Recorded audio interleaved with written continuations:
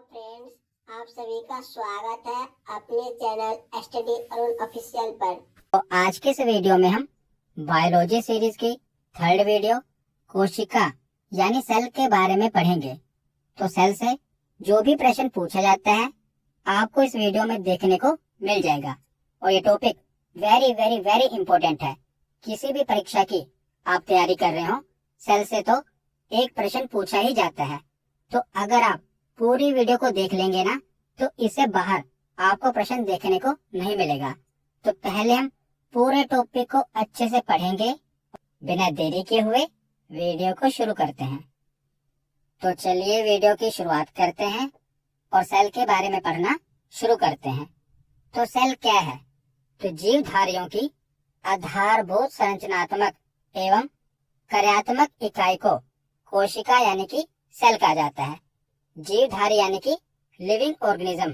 तो पहली वीडियो में डिटेल में मैंने आपको जीवधारी के बारे में बताया था और वहां पर मैंने आपको कोशिका के बारे में इंट्रोडक्शन दी थी कि कोशिका क्या है। अगर हम अपने शरीर को देखें तो हमारा शरीर कई सारी कोशिकाओं से मिलकर बना है। अगर हम अपने शरीर को छोटे छोटे पार्ट्स में डिवाइड करना शुरू कर दें तो हमारे शरीर की जो सबसे छोटी इकाई होगी ना, उसी को सेल कहते हैं, कोशिका कहते हैं। तो कई सारी कोशिकाओं से मिलकर एक जीवधारी का शरीर बनता है। चाहे वो पौधा हो, कोई जीव जंतु हो या मनुष्य हो, यानी कि कोई भी जीवधारी हो, कोई भी लिविंग ऑर्गेनिज्म हो, उसकी सबसे छोटी इकाई क्या होती है? कोशिका होती है। उसे इंग्लिश में सेल कहते हैं। तो कोशिका के अध्ययन को क्या कहा जाता है? कई बार एग्जाम में पूछा गया है। तो कोशिका के अध्ययन को साइटोलॉजी कहा जाता है। और सर्वप्रथम कोशिका की खोज किसने की थी? रॉबर्ट हुक ने सर्वप्रथम कोशिका की खोज की थी, परंतु इन्होंने मृत कोशिका की खोज की थी, यानी कि डेड सेल की खोज की थी और इन्हें फादर ऑफ साइटोलॉजी कहा जाता है। तो फादर ऑफ साइटोलॉजी किसे कहा जाता है? रॉबर्ट हुक को, क्योंकि रॉबर्ट हुक ने सबसे पहले कोशिका की खोज की थी, परंतु इन्होंने मृत कोशिका की खोज की थी। तो सर्वप्रथम जीवित कोशिका की खोज किसने की थी? तो 1674 ईस्वी में एंटोनी वॉन लीeuwenhoek ने सर्वप्रथम जीवित कोशिका की खोज की थी। तो दोनों नाम याद रखिएगा। मृत कोशिका की खोज की थी रॉबर्ट हुक ने, और पूछा जाए कि सर्वप्रथम कोशिका की खोज किसने की थी, तो रॉबर्ट हुक का ही नाम आएगा, क्योंकि भले ही इन्होंने मृत कोशिका की खोज की थी, पर सर्वप्रथम कोशिका की खोज किसने की है? रॉबर्ट हुक ने ही की है। और जीवित कोशिका की खोज किसने की है? तो लीeuwenhoek ने जीवित कोशिका की खोज 1674 ईस्वी में की है। उसके बाद आगे आता है कोशिका का सिद्धांत। तो जर्मनी के वनस्पति वैज्ञानिक एमजे श्लाइडेन और जर्मनी के ही जंतु वैज्ञानिक थियोडोर श्वान ने कोशिका का सिद्धांत दिया है और इन्होंने कोशिका सिद्धांत में कुछ प्रमुख बातें बताई हैं। प्रत्येक जीव की उत्पत्ति एक कोशिका से होती है। इन्होंने पहला सिद्धांत दिया कि प्रत्येक जीव, जो भी जीवधारी हैं, इनकी उत्पत्ति एक कोशिका से होती है और प्रत्येक जीव का शरीर एक या बहुत सी कोशिकाओं का बना होता है। जैसे हमारा शरीर है, ये बहुत सारी कोशिकाओं से मिलकर बना होता है। और जो जीव एक ही कोशिका से बने होते हैं, उन्हें हम नग्न आंखों से नहीं देख सकते। उन्हें देखने के लिए माइक्रोस्कोप का यूज करना पड़ेगा। परंतु जो जीव बहुत सारी कोशिकाओं से मिलकर बने होते हैं, जैसे पौधे हो गए, जानवर हो गए, मनुष्य हो गए, इन्हें हम नग्न आंखों से देख सकते हैं, क्योंकि ये बहुत सारी कोशिकाओं से मिलकर बने हैं। परंतु जो जीव एक ही कोशिका से बने होते हैं, उन्हें हम नग्न आंखों से नहीं देख सकते। तो प्रत्येक कोशिका एक स्वाधीन इकाई है, तथापि सभी कोशिकाएं मिलकर कार्य करती हैं और फलस्वरूप एक जीव बनता है। यानी कि इन्होंने बताया कि जो प्रत्येक सेल है, ये अपने आप में एक स्वाधीन इकाई है। ये अपने आप में ही पूरा एक सिस्टम है और सभी सेल मिलकर एक जीव बनाते हैं। तो कोशिका की उत्पत्ति की प्रक्रिया में केंद्रक यानी कि न्यूक्लियस मुख्य कार्यकर्ता या सृष्टिकर्ता के रूप में भाग लेता है। तो कोशिका में जो केंद्रक होता है ना, यही पूरे सेल को नियंत्रित करता है। तो इसीलिए इसे कोशिका का दिमाग भी कहते हैं। आगे हम इसके बारे में डिटेल में पढ़ेंगे। तो बात की जाए सबसे छोटी कोशिका की, तो सबसे छोटी कोशिका कौन सी है? माइकोप्लाज्मा। तो कई बार एग्जाम में पूछा गया है कि सबसे छोटी कोशिका कौन सी है, सबसे बड़ी कोशिका कौन सी है। तो आपको याद होना चाहिए, सबसे छोटी कोशिका है माइकोप्लाज्मा, सबसे बड़ी कोशिका है शुतुरमुर्ग का अंडा। याद रखेगा, सबसे बड़ी सेल कौन सी है? शुतुरमुर्ग का अंडा। तो ये तो हो गया सबसे छोटी कोशिका और सबसे बड़ी कोशिका। तो ओवरऑल हमने देख लिया, परंतु मानव शरीर की सबसे छोटी कोशिका कौन सी है? तो मानव शरीर की सबसे छोटी कोशिका है शुक्राणु, यानी कि स्पर्म, जो कि मेल में पाया जाता है। तो मानव शरीर की सबसे छोटी कोशिका है स्पर्म और मानव शरीर की सबसे बड़ी कोशिका है अंडाणु, यानी कि ओवम, ये फीमेल में पाया जाता है। तो मेल का शुक्राणु सबसे छोटी कोशिका है और फीमेल का अंडाणु सबसे बड़ी कोशिका है मानव शरीर में। और मानव शरीर की सबसे लंबी कोशिका कौन सी है? तो सबसे लंबी कोशिका है तंत्रिका कोशिका, यानी कि न्यूरॉन। याद रखिएगा, जब ये पूछा जाए कि मानव शरीर की सबसे बड़ी कोशिका कौन सी है, तो वो अंडाणु है। परंतु जब ये पूछा जाए कि मानव शरीर की सबसे लंबी, यहाँ पर बात हो रही है लंबी की, तो सबसे लंबी कोशिका है तंत्रिका कोशिका, जिसे हम इंग्लिश में न्यूरॉन कहते हैं। तो आगे अब हम सेल के स्ट्रक्चर के बारे में पढ़ते हैं। तो पहले मैं आपको कोशिका संरचना यानी कि सेल के स्ट्रक्चर के बारे में बता देता हूँ। तो डिटेल में पढ़ने से पहले एक बार हम इसका स्ट्रक्चर देख लेते हैं। तो पहले मैं आपको जंतु कोशिका का स्ट्रक्चर बता देता हूँ। इसी में कुछ चीजें ऐड हो जाती हैं तो पादप कोशिका बन जाती है। तो मान लीजिए ये कोशिका है, यानी कि सेल है। तो कोशिका के इस बाहरी आवरण को कोशिका झिल्ली कहा जाता है। इंग्लिश में कहते हैं सेल मेम्ब्रेन। जैसे हम दुकान पर सब्जी लेने जाते हैं तो अलग अलग सब्जियां एक ही थैले में डाल लेते हैं ना, तो ठीक उसी तरह कोशिका के अलग अलग अंग एक ही झिल्ली के अंदर होते हैं, जिसे कोशिका झिल्ली कहा जाता है। तो इसके बाद आता है कोशिका द्रव्य, जो कि कोशिका के अंदर भरा होता है, जो कि एक चिपचिपा पदार्थ होता है जो कोशिका के अंदर होता है। अब आगे आपको कोशिका के केंद्र में केंद्रक देखने को मिलेगा, जिसे इंग्लिश में कहते हैं न्यूक्लियस। तो ये कोशिका का दिमाग होता है, यानी कि पूरी कोशिका को ये नियंत्रित करता है। तो केंद्रक के पास आपको एक जालीनुमा संरचना देखने को मिलेगी, जिसे अंतःप्रद्रव्य जालिका कहते हैं और इंग्लिश में एंडोप्लाज्मिक रेटिकुलम कहते हैं। तो इसी अंतःप्रद्रव्य जालिका का एक भाग रफ होता है, यानी कि खुरदरा होता है, जहां पर छोटे छोटे राइबोसोम देखने को मिलते हैं, जो कि प्रोटीन का निर्माण करते हैं। आगे मैं आपको डिटेल में बताऊंगा। पहले मैं आपको एक ओवरव्यू दे दे रहा हूँ कि कोशिका के कौन कौन से अंग होते हैं। तो राइबोसोम के बाद जो ये संरचना है ये माइटोकॉन्ड्रिया की है। उसके बाद आपको कुछ इस प्रकार की संरचना देखने को मिलेगी, जिसे लाइसोसोम कहते हैं और ये है तारक काय। और नीचे की तरफ आपको गोल्जी बॉडी देखने को मिलेगी कि पूरे सेल की संरचना है। तो मैंने आपको ये जो सेल के महत्वपूर्ण अंग हैं ये बता दिए। अब आगे हम इसको डिटेल में पढ़ना शुरू करते हैं। तो पहले आप देख लीजिए, ये है पादप कोशिका और ये है जंतु कोशिका। तो जो पादप कोशिका होती है ना, इसका आकार चौकोर होता है और जो जंतु कोशिका होती है ये गोलाकार होती है। आप देख रहे हैं ना, ये है पादप कोशिका और ये है जंतु कोशिका। तो जो जंतु कोशिका होती है ना, इसके बाहरी आवरण को कोशिका झिल्ली कहते हैं। मैंने भी आपको बताया उसी प्रकार जो पादप कोशिका होती है इसमें भी कोशिका झिल्ली होती है, परंतु पादप कोशिका को मजबूत बनाने के लिए इसके बाहर एक और आवरण होता है, जिसे कोशिका भित्ति कहा जाता है। तो याद रखिएगा, जंतु कोशिका और पादप कोशिका दोनों में कोशिका झिल्ली होती है, परंतु पादप कोशिका में कोशिका झिल्ली के ऊपर जो आप ये संरचना देख रहे हैं यह कोशिका भित्ति। तो इसमें कोशिका झिल्ली भी होती है और कोशिका झिल्ली के ऊपर कोशिका भित्ति भी होती है। कोशिका भित्ति को कहते हैं सेल वॉल। जो कोशिका भित्ति होती है जो जंतु कोशिका में यानी कि एनिमल सेल में नहीं पाई जाती। ये केवल पादप कोशिका में, प्लांट सेल में ही पाई जाती है। कि कोशिका का वो कौन सा अंग है जो कि जंतु कोशिका को पादप कोशिका से अलग करता है, तो वो है कोशिका भित्ति, जो कि केवल पादप कोशिका में ही पाई जाती है, जंतु कोशिका में नहीं पाई जाती। और जो कोशिका झिल्ली है, ये पादप कोशिका और जंतु कोशिका दोनों में ही पाई जाती है। तो अब एक एक करके हम कोशिका के सभी अंगों के बारे में पढ़ना शुरू करते हैं।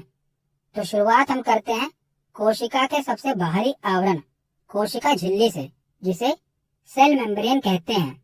तो कोशिका के सभी अवयव यानी कि सभी अंग एक झिल्ली के द्वारा घिरे रहते हैं। इसी झिल्ली को कोशिका झिल्ली कहा जाता है और ये जंतु तथा पादप दोनों में ही पाया जाता है। और ये कोशिका के अंदर जाने वाले पदार्थों का नियंत्रण करता है। और कोशिका झिल्ली अर्धपारगम्य यानी कि सेमी परमेबल होती है। इसका मुख्य कार्य कोशिका के अंदर जाने वाले तथा अंदर से बाहर आने वाले पदार्थों का निर्धारण करना है। तो अर्धपारगम्य मतलब क्या है कि जो भी कोशिका के अंदर जाने वाले पदार्थ हैं और अंदर से बाहर आने वाले पदार्थ हैं, इनका निर्धारण करना है कोशिका झिल्ली का काम। तो कोशिका झिल्ली जंतु तथा पादप दोनों में ही पाई जाती है और कोशिका के सभी अंग इसी झिल्ली के द्वारा घिरे होते हैं।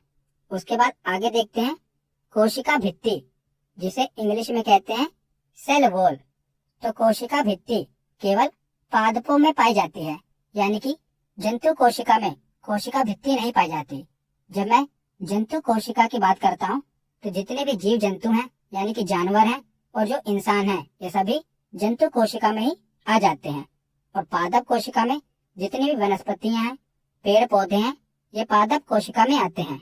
तो पादप कोशिका में ही कोशिका भित्ति पाई जाती है, जंतु कोशिका में कोशिका भित्ति नहीं पाई जाती। और जो ये कोशिका भित्ति होती है, ये सेलुलोज की बनी होती है। कई बार एग्जाम में पूछा गया है कि कोशिका भित्ति किसकी बनी होती है, तो ये सेलुलोज की बनी होती है। और ये कोशिका को निश्चित आकार और आकृति बनाए रखने में सहायक है। और ये पेड़ों को कठोरता भी प्रदान करती है, क्योंकि एक तो कोशिका झिल्ली होती है और कोशिका झिल्ली के ऊपर कोशिका भित्ति होती है। तो कोशिका भित्ति क्या करती है, पेड़ों को कठोरता भी प्रदान करती है और ये कोशिका को निश्चित आकार और आकृति बनाए रखने में सहायक है। तो जो जंतु है ना, उनकी जो कोशिका झिल्ली है वो किस चीज की बनी होती है, तो लिपिड और प्रोटीन की बनी होती है। पादप की कोशिका भित्ति किस चीज की बनी होती है, सेलुलोज की बनी होती है। जीवाणु की कोशिका भित्ति किस चीज की बनी होती है, तो पेप्टिडोग्लाइकन की बनी होती है। और कवक की कोशिका भित्ति किस चीज की बनी होती है, तो काइटिन की बनी होती है। तो याद रखिएगा, ये भी पूछा जाता है। तो जंतु की लिपिड और प्रोटीन की, पादप में सेलुलोज की, जीवाणु में पेप्टिडोग्लाइकन की और कवक में काइटिन की कोशिका झिल्ली या कोशिका भित्ति बनी होती है। उसके बाद आगे चलते हैं और देखते हैं केंद्रक। केंद्रक यानी कि न्यूक्लियस। तो कोशिका के मध्य में एक रचना होती है जिसे केंद्रक कहा जाता है। और ये पादप कोशिका तथा जंतु कोशिका दोनों में ही पाया जाता है। और यह कोशिका का सबसे प्रमुख अंग होता है। जैसे हमारे शरीर में हमारा दिमाग है, उसी प्रकार जो सेल का दिमाग है, कोशिका के न्यूक्लियस को कहा जाता है, क्योंकि यह कोशिका के प्रबंधक के रूप में कार्य करता है, यानी कि उसको नियंत्रित करता है। तो इसीलिए न्यूक्लियस को कोशिका का दिमाग कहा जाता है। तो इसकी खोज किसने की थी, तो न्यूक्लियस की खोज रॉबर्ट ब्राउन ने 1831 में की थी। तो एक तो है कोशिका, कोशिका की खोज रॉबर्ट हुक ने की थी। और जो उसके अंदर केंद्रक है ना, केंद्रक की खोज रॉबर्ट ब्राउन ने की थी। तो इस केंद्रक में डीएनए, आरएनए और गुणसूत्र पाए जाते हैं। तो बात की जाए इस केंद्रक में, तो 70 से 80% तक प्रोटीन होता है, 10% डीएनए, 2 से 3% आरएनए तथा 3 से 5% तक लिपिड पाया जाता है।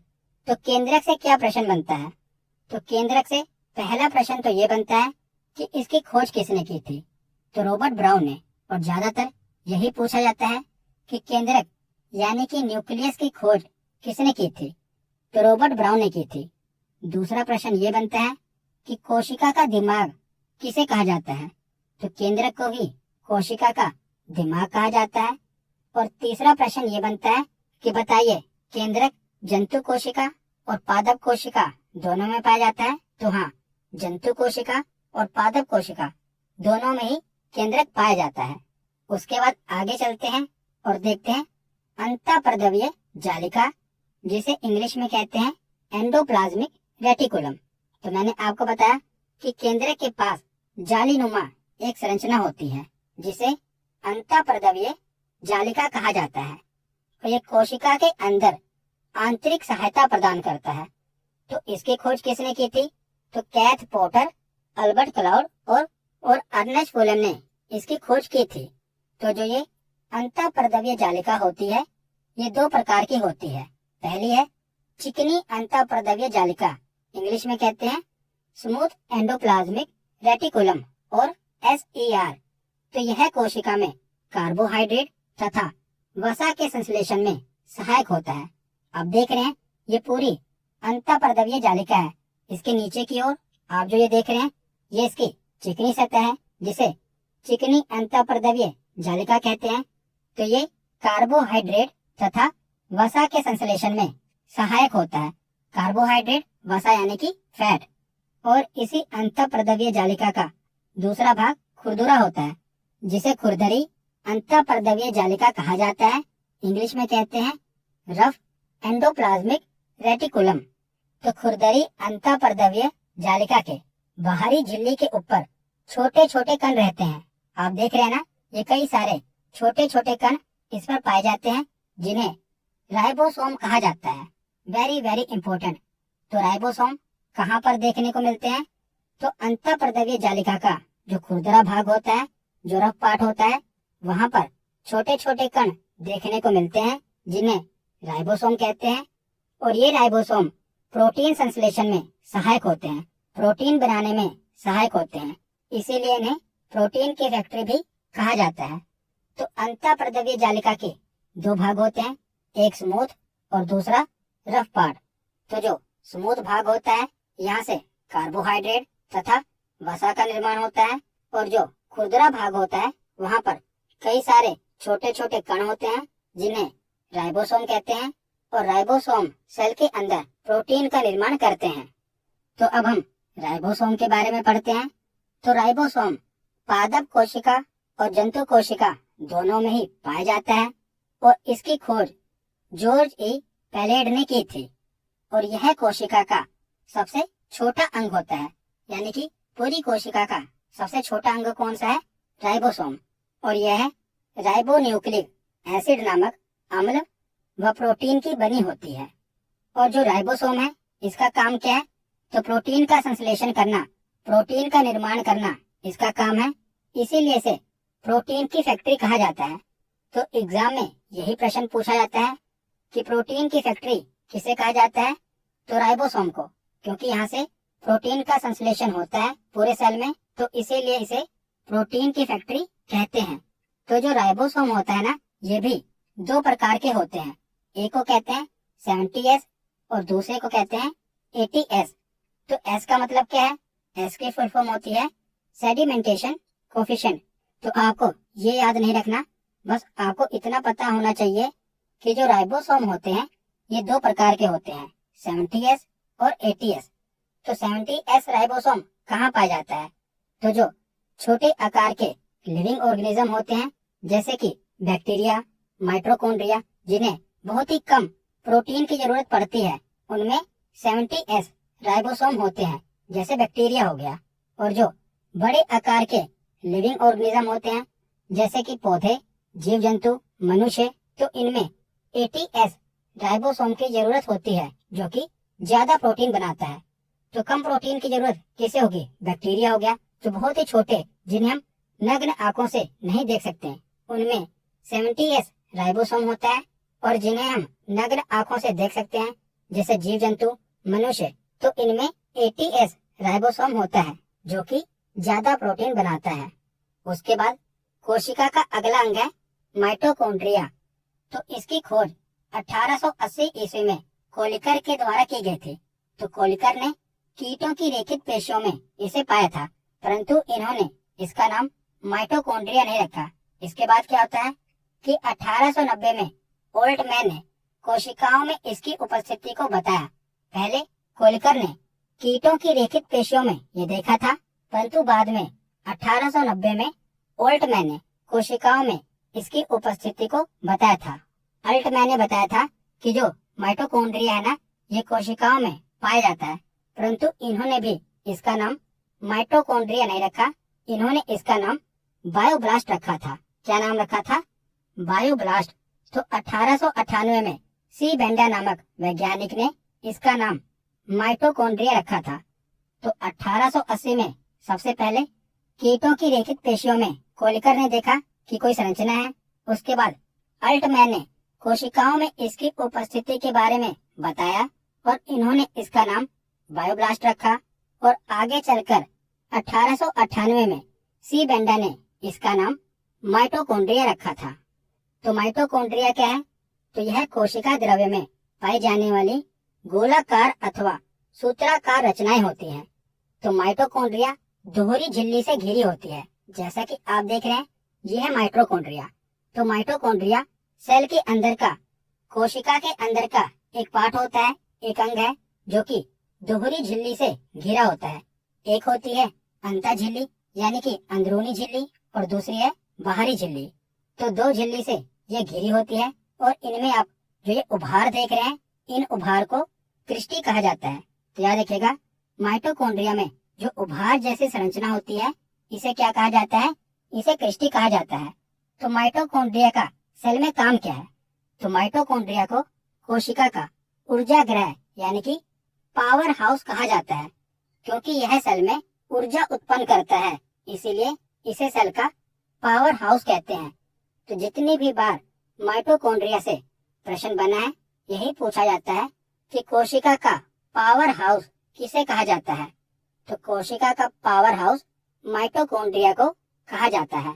और माइटोकॉन्ड्रिया में कोशिका श्वसन से संबंधित कार्य, एटीपी का निर्माण एवं भोजन का ऑक्सीकरण होता है। तो इसका कार्य क्या है? तो कोशिका के भीतर श्वसन और एटीपी की फुल फॉर्म क्या होती है?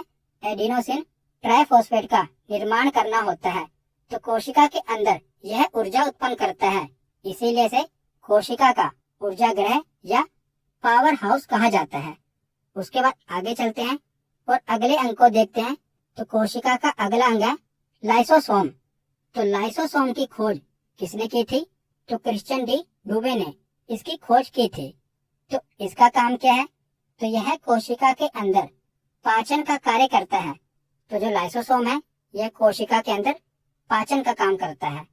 तो इसके अंदर यानी कि लाइसोसोम के अंदर क्या होता है? तो इसके अंदर जल अपघटक एंजाइम होते हैं, जिसे इंग्लिश में कहते हैं हाइड्रोलाइटिक एंजाइम। तो कोशिका के अंदर जब भी कोई अंग यदि काम नहीं करता, तो यह क्या करता है? उस अंग पर जल अपघटक एंजाइम छिड़क देता है और उस अंग को नष्ट कर देता है। तो इसके अंदर कौन सा एंजाइम पाया जाता है? जल अपघटक एंजाइम पाया जाता है। और जब भी कोशिका के अंदर कोई अंग काम नहीं करता, तो जो न्यूक्लियस होता है यानी कि केंद्रक होता है, इसको इंस्ट्रक्शन देता है कि भाई ये वाला अंग काम नहीं कर रहा, इसको खत्म कर दो। तो ये क्या करता है? उसके ऊपर जल अपघटक एंजाइम छिड़क देता है और वो अंग नष्ट हो जाता है। तो उसकी जगह कोशिका के नए अंग का निर्माण हो जाता है। तो जब पूरी कोशिका ही कार्य नहीं करती, तो ये क्या करता है? जब पूरी कोशिका ही कार्य करना बंद कर देती है, तो ये फट जाता है, जिससे पूरी कोशिका नष्ट हो जाती है। इसीलिए इसे आत्महत्या की थैली भी कहा जाता है, इसे सुसाइड बैग भी कहा जाता है। क्योंकि क्या होता है, जब कोशिका का कोई एक अंग काम नहीं कर रहा, तो ये उसके ऊपर एंजाइम छिड़क देगा और उसको नष्ट कर देगा। परंतु जब पूरी की पूरी कोशिका ही काम करना बंद कर देगी, तो ये क्या करता है? ये फट जाता है और पूरी कोशिका को नष्ट कर देता है। इसीलिए इसे आत्महत्या की थैली कहा जाता है। तो कई बार एग्जाम में पूछा गया है कि कोशिका के किस अंग को आत्महत्या की थैली या सुसाइड बैग कहते हैं तो किसे कहते हैं? लाइसोसोम को कहा जाता है। तो लाइसोसोम के बाद कोशिका का अगला अंग है गोल्गी कोय, जिसे इंग्लिश में गोल्गी बॉडी कहते हैं। तो गोल्गी काय की खोज किसने की थी? तो इसकी खोज 1898 में कैमिलो गोल्गी ने की थी। और यह क्या करता है? तो यह पदार्थों का परिवहन करता है, अर्थात यातायात में सहायक है, इसीलिए इसे यातायात प्रबंधक कहते हैं। तो गोल्गी कोय का काम क्या करना है? तो इसका काम ट्रांसपोर्टेशन का है। जैसे कि जो राइबोसोम है वो क्या करता है? प्रोटीन का निर्माण करता है। तो उस प्रोटीन को सेल के दूसरे भागों तक पहुंचाता कौन है? तो गोल्गी काय। तो गोल्गी काय का काम क्या है? तो इसका काम ट्रांसपोर्टेशन का है, इसीलिए इसे यातायात प्रबंधक कहा जाता है। उसके बाद है तारक काय, इंग्लिश में कहते हैं सेंट्रोसोम। तो यह केवल जंतु कोशिका में पाया जाता है, यानी कि पादप कोशिका में तारक काय नहीं पाया जाता। यह बेलन जैसी रचना है जो कि आप देख रहे हैं, यह केंद्र के पास ही मौजूद रहती है। और यह किस काम आती है? तो यह कोशिका विभाजन में सहायता करता है। कौन? तारक काय। उसके बाद आगे चलते हैं। तो आगे है कोशिका का अगला भाग रसधानी, जिसे इंग्लिश में कहते हैं वैक्यूल। तो यह निर्जीव रचना है और इसमें तरल पदार्थ भरा होता है। तो वैक्यूल में क्या होता है? इसमें तरल पदार्थ भरा होता है। ज्यादातर इसमें 90% तक पानी ही होता है, जो कि एक झिल्ली से घेरा हुआ होता है। तो आप देख रहे हैं सेल के अंदर यह वैक्यूल। तो रसधानी में एक प्रकार का द्रव पाया जाता है जिसे कोशिका रस कहते हैं। और कोशिका रस में जल, खनिज लवण और कार्बोहाइड्रेट इत्यादि पाए जाते हैं। 90% तक तो इसमें जल ही पाया जाता है। तो जो रसधानी होती है ये जंतुओं में छोटी होती है और पादपों में यानी कि प्लांट्स में जो रसधानी होती है ये बड़ी होती है। तो याद रखिएगा, रसधानी जंतु कोशिका में छोटी होती है और पादप कोशिका में यह बड़े आकार की होती है। उसके बाद आगे है लवक। लवक यानी कि प्लास्टिड। तो यह केवल पादप कोशिका में पाया जाता है। जो लवक है ना, ये जंतु कोशिका में नहीं पाया जाता, ये केवल पादप कोशिका में पाया जाता है। और लवक 3 प्रकार का होता है। तो पहला भाग है हरित लवक, जिसे इंग्लिश में कहते हैं क्लोरोप्लास्ट। दूसरा भाग है अवर्णित लवक, जिसे कहते हैं ल्यूकोप्लास्ट। और तीसरा है वर्णित लवक यानी कि क्रोमोप्लास्ट। तो हरित लवक का क्या काम है? तो हरित लवक पौधों में भोजन का निर्माण करता है और ये पत्ती तथा तनों में पाया जाता है। इसके अंदर एक हरे रंग का पर्णहरित पाया जाता है और इसी की सहायता से पौधा प्रकाश संश्लेषण करता है। इसीलिए हरित लवक को पादप कोशिका की रसोई कहते हैं। तो पहले हमने देखा कि जो लवक होता है ये केवल पादप कोशिका में पाया जाता है। और जो लवक होता है इसके 3 प्रकार होते हैं, 3 भाग होते हैं। पहला भाग हमने देखा हरित लवक। तो हरित लवक किस काम आता है? तो ये पौधों में भोजन के निर्माण के काम आता है और ये पत्तों तथा तनों में पाया जाता है और इसे पादप कोशिका की रसोई कहते हैं। उसके बाद है अवर्णित लवक यानी कि ल्यूकोप्लास्ट। तो ये क्या होता है? तो ये रंगहीन लवक है। यह पौधों के उन भागों में पाया जाता है जहाँ पर सूर्य का प्रकाश नहीं पहुँचता, जैसे जड़ें हो गई या भूमिगत तना हो गया जो कि भूमि के अंदर है। तो यह किस काम आता है? तो ये भोज्य पदार्थों के संग्रहण करने वाला लवक है। तो जो अवर्णित लवक है ये कहाँ पाया जाता है? पहले तो ये रंगहीन लवक है जो कि जड़ें तथा भूमिगत तने में पाया जाता है और ये भोज्य पदार्थों के संग्रहण उनको इकट्ठा करने वाला लवक है। तीसरा लवक है वर्णित लवक, इंग्लिश में कहते हैं क्रोमोप्लास्ट। तो ये रंगीन लवक है। ऊपर हमने पढ़ा अवर्णित लवक, ये रंगहीन लवक था, परंतु जो वर्णित लवक है ये रंगीन लवक है और यह लवक रंग प्रदान करता है। जैसे कि जो पौधों का फूल होता है अलग अलग रंग के होते हैं, तो ये वर्णित लवक ही उन्हें रंग प्रदान करता है। जो पौधों के बीज हो गए उनका रंग भी वर्णित लवक ही प्रदान करता है। तो वर्णित लवक रंग प्रदान करने के काम आता है। तो एग्जाम में ये भी पूछा गया है कि टमाटर का लाल रंग किस लवक के कारण होता है? तो लाइकोपीन तो लाइकोपीन के कारण टमाटर का रंग लाल होता है। कौन सा लवक होता है? लाइकोपीन। गाजर के अंदर कौन सा लवक होता है जो इसे रंग प्रदान करता है? तो कैरोटीन। और चुकंदर के अंदर कौन सा लवक होता है जो इसे रंग प्रदान करता है? तो विटामिन। तो तीनों ही लवक याद रखिएगा, कई बार एग्जाम में रिपीट हुआ है। तो टमाटर के अंदर होता है लाइकोपीन, गाजर के अंदर होता है कैरोटीन और चुकंदर के अंदर होता है विटामिन। तो जंतु और पादप कोशिका के हमने महत्वपूर्ण अंग पढ़ लिए। अब आगे आपको जो ये दो डायग्राम दिख रहे हैं, पहले को कहते हैं सिलिया और दूसरे को कहते हैं फ्लैजिला।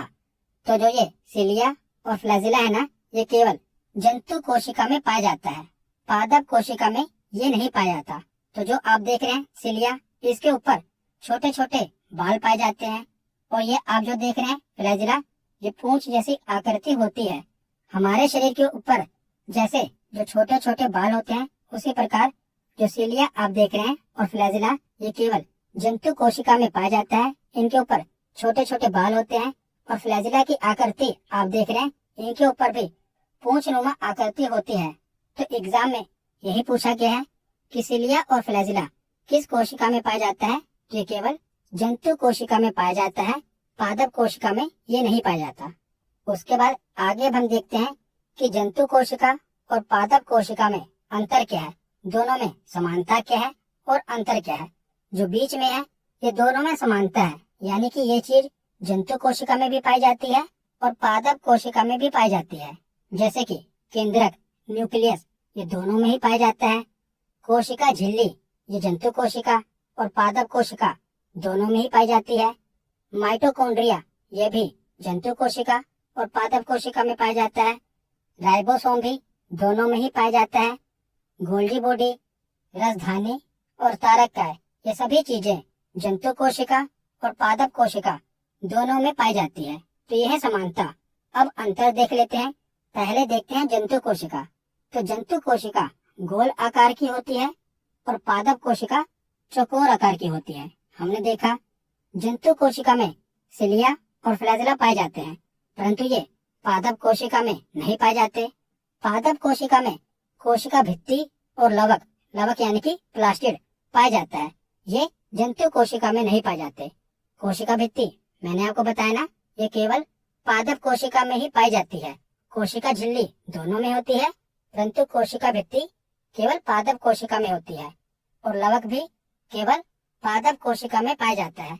तो जब आपसे प्रश्न पूछा जाए कि कौन सी ऐसी चीज है जो जंतु कोशिका और पादप कोशिका दोनों को अलग करती है, तो कोशिका भित्ति, लवक, सिलिया, फ्लैजिला, ये दोनों को एक दूसरे से अलग करते हैं। तो हमने जंतु कोशिका और पादप कोशिका के बीच में अंतर देख लिया। आगे हम देखते हैं प्रोकैरियोटिक तथा यूकैरियोटिक कोशिका में अंतर क्या है। तो प्रोकैरियोटिक और यूकैरियोटिक क्या है? तो जो कोशिका होती है ना, ये दो प्रकार की होती है, प्रोकैरियोटिक और यूकैरियोटिक। तो इनमें अंतर क्या है? तो जो कोशिका होती है ना, ये दो प्रकार की होती है। अभी तक हमने कोशिका के केवल अंग पढ़े, यानी कि कोशिका के केवल जो पार्ट्स होते हैं उसके अंदर जो अंग होते हैं वो पढ़े। परंतु जो कोशिका होती है ना, ये भी अपने आप में दो प्रकार की होती है, एक प्रोकैरियोटिक कोशिका और दूसरी यूकैरियोटिक कोशिका।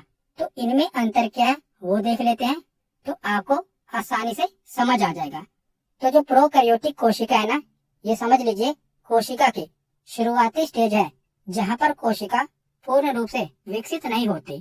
तो यह कोशिकाएं अर्ध विकसित होती हैं। और जो यूकैरियोटिक कोशिका है, यह कोशिकाएं पूर्ण रूप से विकसित होती हैं, जो कि पौधों में, जीव जंतुओं में पाई जाती हैं। जो प्रोकैरियोटिक कोशिका होती है, इसमें केंद्रक भी अविकसित होता है, परंतु यूकैरियोटिक कोशिकाओं में केंद्रक पूर्ण रूप से विकसित होता है। प्रोकैरियोटिक कोशिकाओं में राइबोसोम 70S प्रकार का होता है, क्योंकि ये अति सूक्ष्म जीव है, इसीलिए इनमें राइबोसोम 70S पाया जाता है। और जो यूकैरियोटिक कोशिका है, इसमें राइबोसोम 80S पाया जाता है। जो प्रोकैरियोटिक कोशिका है, इसमें कोशिका विभाजन नहीं होता। यूकैरियोटिक कोशिका में कोशिका विभाजन होता है। प्रोकैरियोटिक कोशिका में श्वसन तंत्र झिल्ली में होता है, जबकि यूकैरियोटिक कोशिका में जो श्वसन तंत्र होता है ये माइटोकॉन्ड्रिया में होता है। तो प्रोकैरियोटिक कोशिका किसमें पाई जाती है? अगर मैं आपको बहुत आसान तरीके से बताऊं तो जो भी लिविंग ऑर्गेनिज्म हमें नग्न आंखों से दिखाई नहीं पड़ते, जिन्हें माइक्रोस्कोप से देखने की जरूरत पड़ती है, उनमें प्रोकैरियोटिक कोशिका होती है, जो कि अभी अपने शुरुआती स्टेज पर है। जैसे कि बैक्टीरिया में, माइकोप्लाज्मा में प्रोकैरियोटिक कोशिका पाई जाती है, और जो यूकैरियोटिक कोशिका है ये पौधों में और जीव जंतुओं में पाई जाती है। तो यहाँ पर हमने प्रोकैरियोटिक कोशिका और यूकैरियोटिक कोशिका के बारे में भी पढ़ लिया। तो हमने कोशिका के जितने अंग हैं सारे देख लिए। पादप कोशिका जंतु कोशिका में अंतर क्या है वो भी समझ लिया। प्रोकैरियोटिक कोशिका और यूकैरियोटिक कोशिका में भी अंतर देख लिया। तो यहाँ पर हमारा थियरी सेक्शन कंप्लीट होता है। तो आज के वीडियो यहीं पर खत्म होती है। कैसी लगी ये वीडियो कमेंट सेक्शन में जरूर बताना। धन्यवाद।